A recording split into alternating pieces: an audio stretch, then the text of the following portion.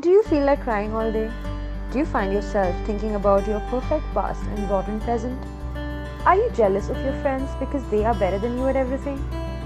When you go to sleep, do you wish that you never wake up? Well then, don't worry. We have a solution for you. Get angry at poor people. Be ungrateful towards your parents and beat your younger siblings because you are worth it and they are not.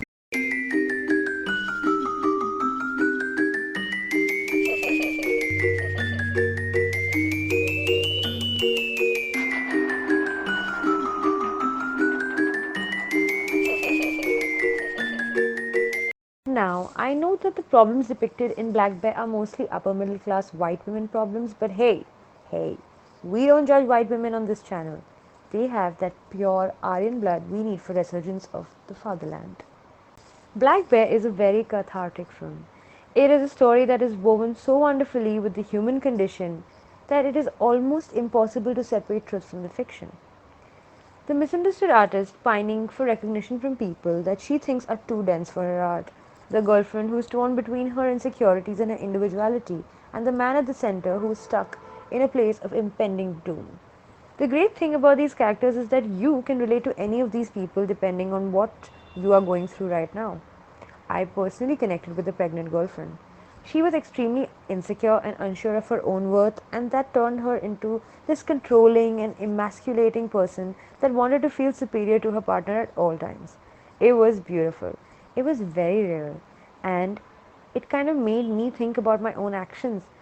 And that is what cinema is all about. It forces you to think about things that are buried deep to protect you from the panic attack. When the narrative shifts and you discover that this is actually a script that is being filmed, the film gets a bit complex and pretentious.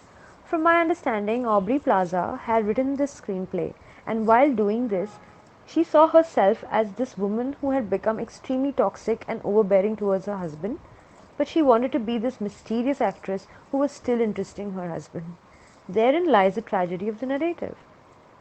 There was a huge gap between who she imagined herself to be and who she wanted to be, and both the characters were far from her reality.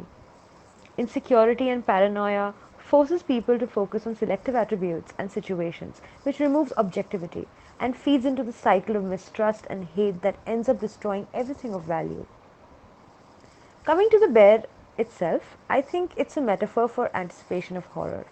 This film can trigger some unhealthy emotions, and it's most likely will make you feel depressed and ashamed, especially in its climax.